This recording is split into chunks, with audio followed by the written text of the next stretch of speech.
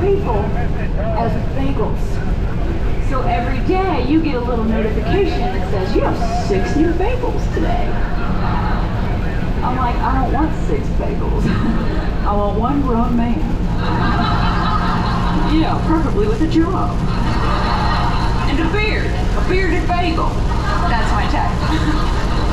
Okay, now the other weird thing about coffee meets bagels is you have a bean bank and it charges you beans every time you want to find out something about your bagel. Yeah. So it's like, you have 3 mutual friends on Facebook with this bagel, and I'm like, oh really, who? And it's like, that would be 95 beans, please. This is dating in my generation. Yeah, if you're married, stay there. Don't come back out. Things got weird. Okay? I know marriage is hard, but you're doing great, all right? Hang in there. So one day I was particularly well stocked at the bean department. I noticed this one bagel was looking kind of toasty. Yeah, I was like, oh my word, he's got a job, he's got a beard, he's got it all. He was an everything bagel. Yeah, think about it. And so we connected and I spent my beans, cost me a bunch, but whatever. And he sends me a message about my profile picture. Because it was a picture of me holding up the book, Dating for Dummies. Because that's what my mother got me for Valentine's Day that year. Yeah, wasn't worried at all. And not just any copy, pocket size. Yeah, so I can take it with me on the date, lest we forget. Alright, so he sends me a message and he's like, hey, I really like your profile picture. I actually have the same book. What are the odds? And I wrote back and said, well, considering the fact that we're both on a dating app that charges us beans to call each other bagels, I'd say pretty high. Yeah. I did not hear back from him. I burned that bagel. It's true. So the dating scene was a really long road for me. I'm very fortunate though. I've always had supportive friends and family through the process. I remember one time after a particularly hard breakup, I went home to see my family and I saw my little cousin and she just ran up to me and crawled in my lap and she was touching my face and playing with my hair. She said, you look like Cinderella. I was like, oh, Lauren, thank you. Then she leaned back and goes, before the ball. Right? Yeah.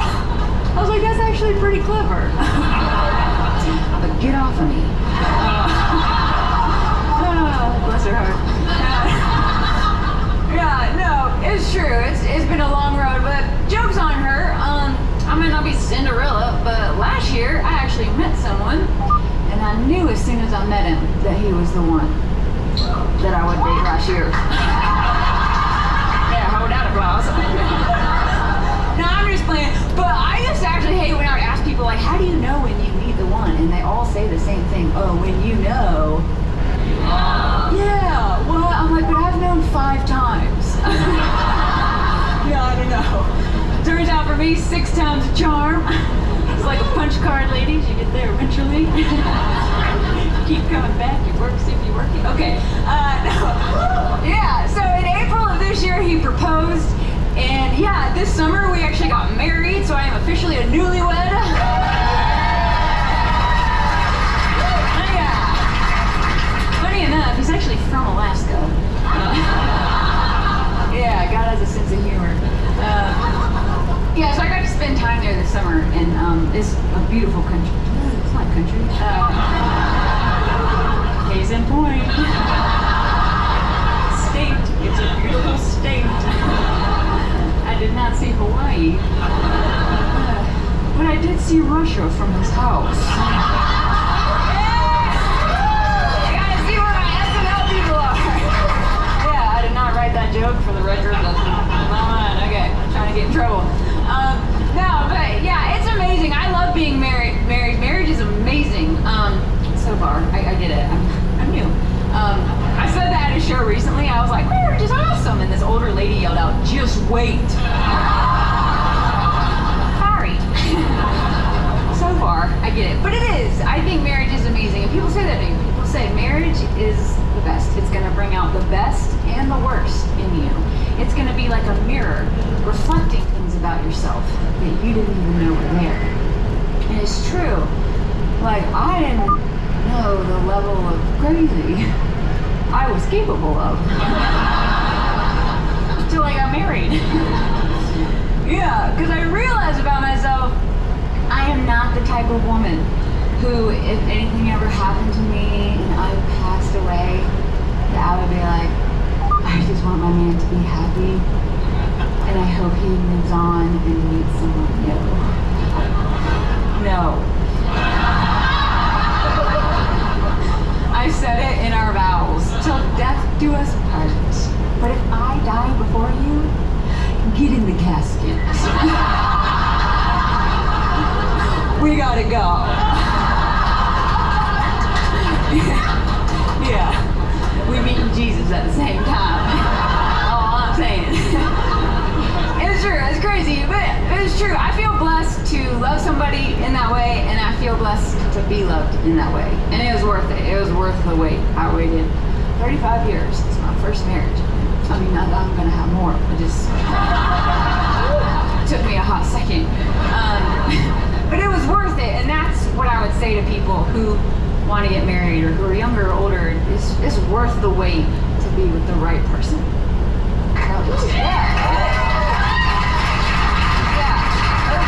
Whether or not marriage is ever a part of your story, you are worthy and you are loved. That's what I want people to know about themselves, even at a comedy show. Yeah. You are worthy, you are loved. Amen. Yeah, I'm so about that because I didn't know that about myself for a long time, and I made really poor decisions because of it, especially about men. And yeah, I was the type of girl who would see all the red flags and warning signs like well ahead of time and be like, onward! I can help you. Yeah, no I can't. Mushy brown apples right there. Yeah, my mom would always say to me, honey, love is blind, but the neighbors ain't. Get yourself some good neighbors, okay? Yeah, because they're going to see what you don't when you're in love, okay? So last example, and I'll get out of here. So I dated this guy at one point, and he had said to me, you know, you should consider yourself lucky because I usually only date pageant girls, and you are not one. Yeah. He said stuff to me all the time like, I can't believe I like you, but I do. I know. So I shot him. Yeah. You can do that in the South. You don't even need a license. And apparently in Utah, y'all got gun shops everywhere around here. I tried to get coffee yesterday and it was in the gun shop. I was like, can I get a coffee? He's like, I got something stronger. I like it though. No, I didn't shoot him, but I would actually like pray about it because I was very confused. I was like, I love him, I hate myself. What do I do? And then I'd be like, God, give me a sign. What do I do? Do I stay with him? God, give me a sign. What do I do? And one night we left to go out to dinner, and he took me to Chili's because we was fancy.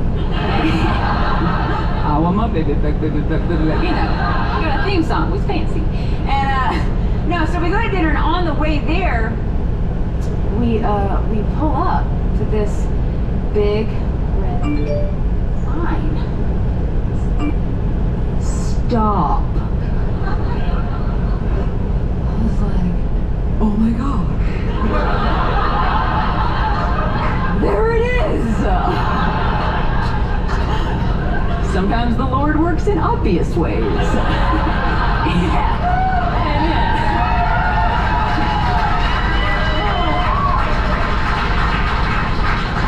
Yeah. No, break up conversation, and he catches on, and he's like, whoa, whoa, whoa, whoa, whoa. Are you breaking up with me? And I was like, yes. And he said, you're breaking up with me. I was like, yes. At which point the waitress walked up to check in on us, and she was like, hey y'all, how y'all doing? How's it going over here? He goes, actually, she just broke up with me. To the waitress.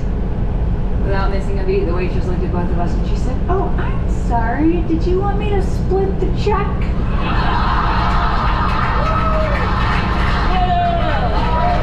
I did not want my baby back. I gotta tell y'all real quick, after shows, people used to come up to me and they're like, I'm so sorry someone ever said that to you. I'm so sorry someone spoke to you like that. Like, you're amazing. You're wonderful. And they used to be like, tell me more. Love me. But now I'm like, you know what? Don't even worry about it. Life is so good. God is so good. I'm a full-time artist. I am a happily married woman. And all I do is doodle all day long.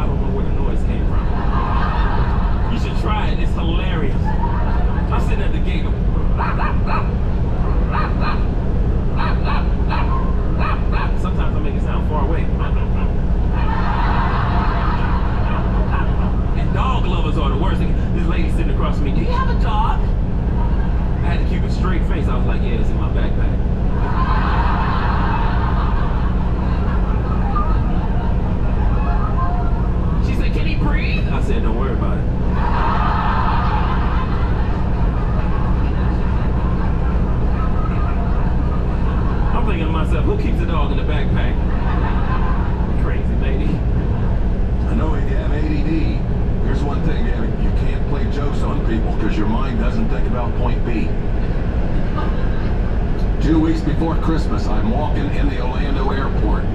Busy airport. I see paper money laying on the ground. That's exciting. So I picked it. But you gotta do the right thing with paper money. Could have been anybody. You gotta make sure somebody in the immediate area, man, just dropped it. So I did the right thing. I lifted it up. I said, does this belong to anybody? Okay. Now I'm excited because it's mine. I unfold it. And I see it's a $500 bill from Jamaica.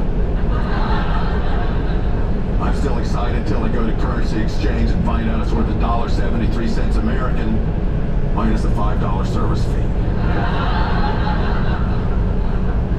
It's worth nothing. I was so excited. Now I'm so depressed. Has anybody ever got something you thought was worth something to find out it's not worth anything? I got a gift certificate once to Whole Foods for $100, which is enough to make a down payment on a grape at Whole Foods. Food's so expensive there. Why? Because it's organic. Dude, have you ever seen the chickens with no steroids? They look like a parakeet from a third world country. $9 a pound.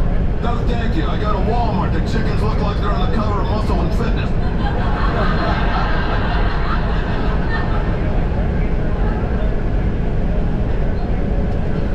Speaking of gift certificates, this is interesting. I'm in Goodwill. I wanted to buy a green neon roadside vest in case I had a flat tire. Wanted people to notice me on the side of the road. Thought I got a good deal on a green neon roadside vest for $1. Until I got it home, my wife said, she even looked at the back, the big letters that say inmate.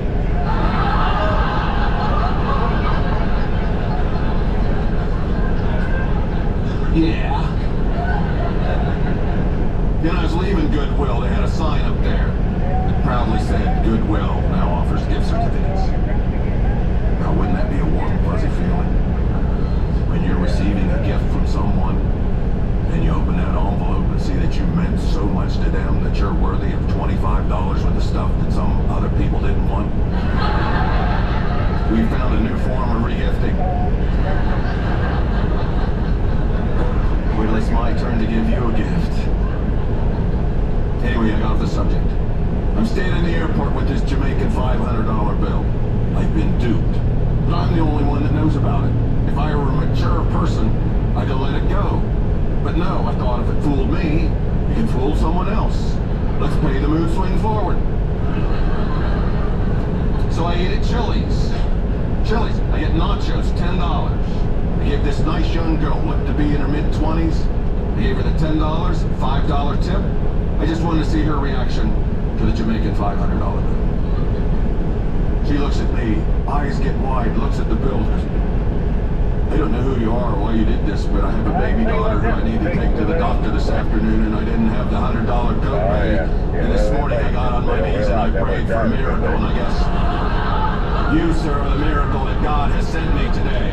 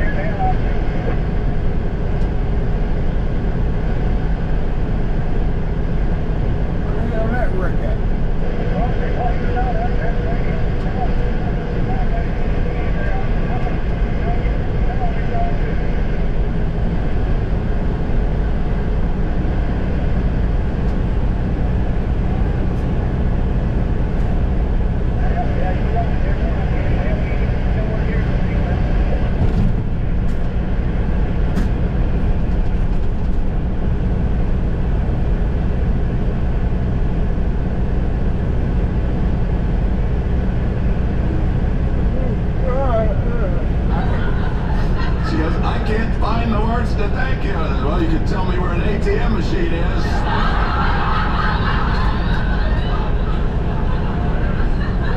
But anybody in this room left it like that? Just left? Who said yes? Get away, he's gonna be struck by lightning. You can't leave this. I dug this hole, I gotta dig myself out. I should be happy helping a young woman out, but no, I'm saying bad words at the ATM machine. Just, I get $100. Here's where I don't think things through. She doesn't know the Jamaican $500 bill's not worth anything. I laid $100 on there. She starts crying more. She goes, why are you doing this? You're a saint, thank you. Now I can afford to buy my other baby's Christmas presents now. I'm like, all right, I'll be right back. I gotta... So if you want to know what the going price for a jerk is, it's $215.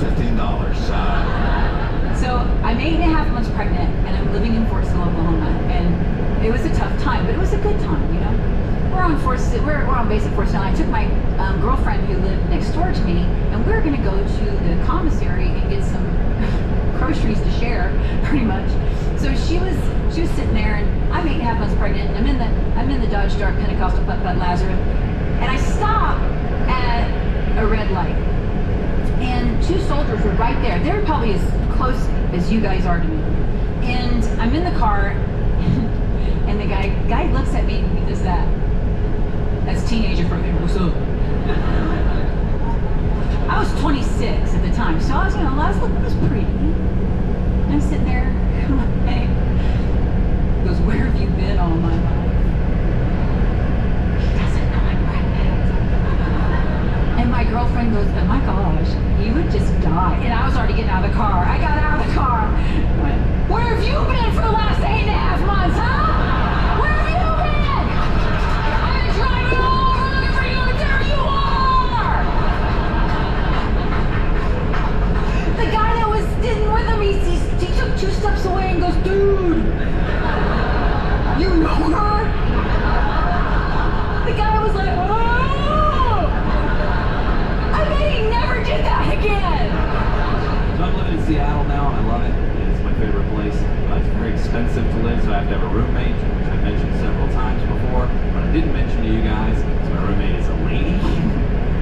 feel like a lot of y'all were picturing a lady there, and that's your own bigotry. That's between you and yourself. That's really something you need to ask yourself about. We're not dating in any way. She's just my roommate, just a friend of mine. She's really the only person that can tolerate me, is what we say.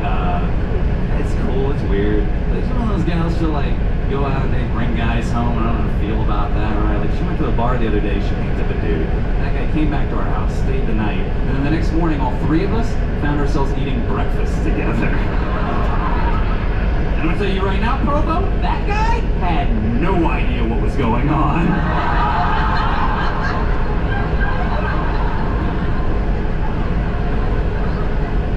He was a little concerned over what was going on there. So I think I'm charming. I lighten the mood. I look at the guy. I'm like, come on, man. We're both adults. Are we seriously going to sit here eating eggs and not talk about the fact that you slept with my wife in our house last night?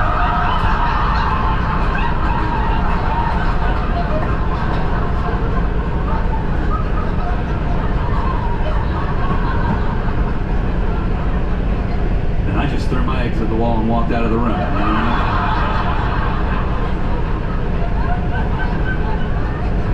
On my way out, I whispered at her though. I was like, hey, good luck.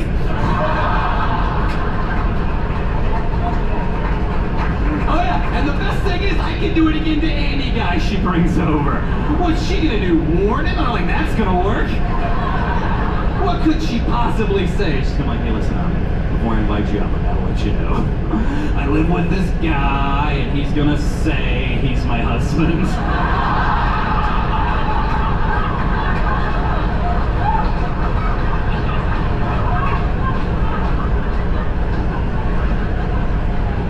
Just a little game we play with each other. I'm in the airport all the time. I'm a professional traveler. Here's my pro traveler tip for you guys next time you fly. This will make your trip through the airport more fun. And make you take your shoes off going through security, put them up on that conveyor belt. Right after you take your shoes off next time, go ahead, take your pants off. Put them up on the conveyor belt. Nobody's looking right at you. Everybody's focused on their own stuff. They only see you out of the corner of their eyes. So don't make a big deal about taking the pants off. Make it smooth and natural. Right after the second shoe, slip off your pants, fold them up nice, put them on top of the shoes. It's gonna take practice. But if you do this right, people behind you in line will start to take their pants off.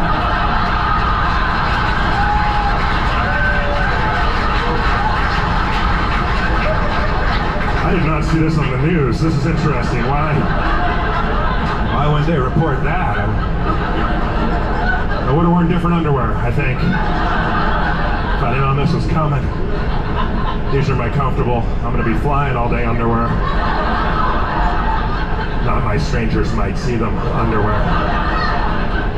And the waitress was really upset because this guy who had been really rude at her table didn't tip her. And instead of a tip, he wrote his phone number on the receipt. Like that was the tip.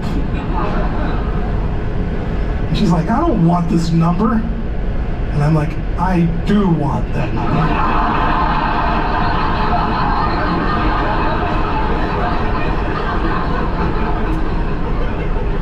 Because frankly, if anyone deserves to have a professional comedian messing with him, it's this guy.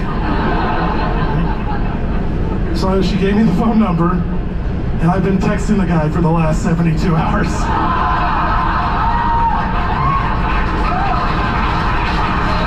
Oh yeah, it is fun. Do you guys want to hear our text messages? I knew you would, so I printed them out.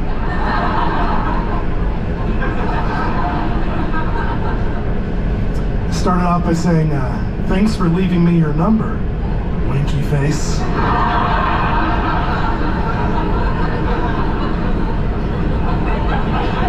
It's a good start. He said, aha, yeah, I was enamored by your matching boots and hair.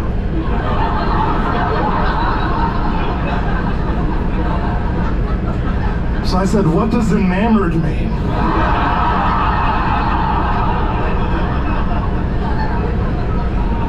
Said it means I liked it a lot.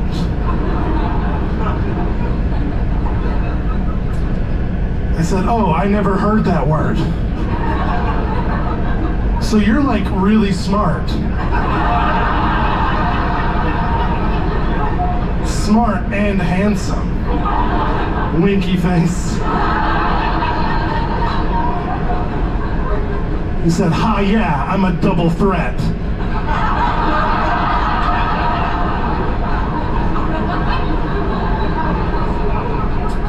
He asked, are you from around here? And I said, I'm originally from Savannah, Georgia. Did you notice my accent? She didn't have an accent. My daddy was a stock car racer, and Mama left when I was 9.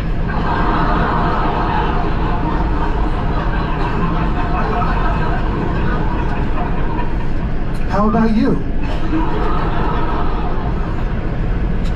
He said, I thought I sort of noticed an accent.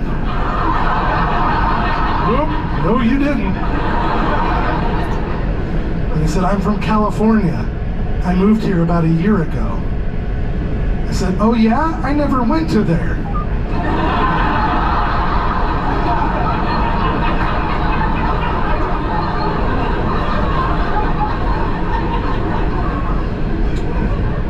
Why'd you move to Utah? You one of them Mormons? He said, no way. I moved here for a job. I'm a computer programmer. In fact, at work, they call me the programming ninja.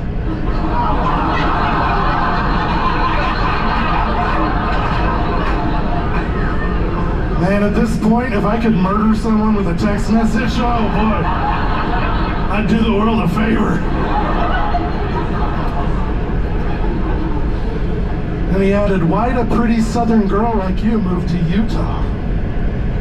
I said, Daddy won a race, and the guy he beat didn't pay him. So Daddy beat him up and went to jail.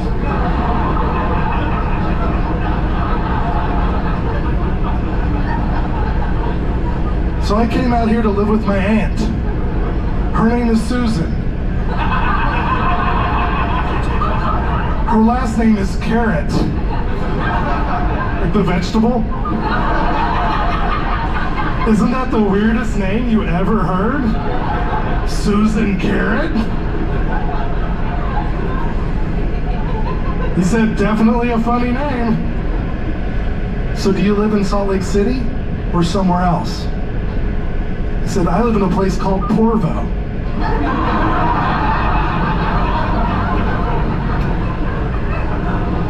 He said, I've heard of Provo. Nissan Sentra, pretty much a damn ultimate driver. You see him come rolling up like a bat out of hell? Damn Nissan drivers. I tell you what, but that woman in that damn Volkswagen right there got some tickle old bitties. The seatbelt is struggling in between them things.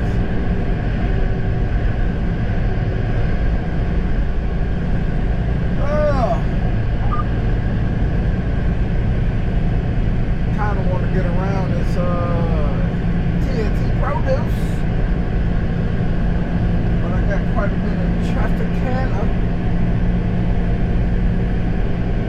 plus I don't know if it's TNT produce or the truck in front of it, but now one of them hold their speed.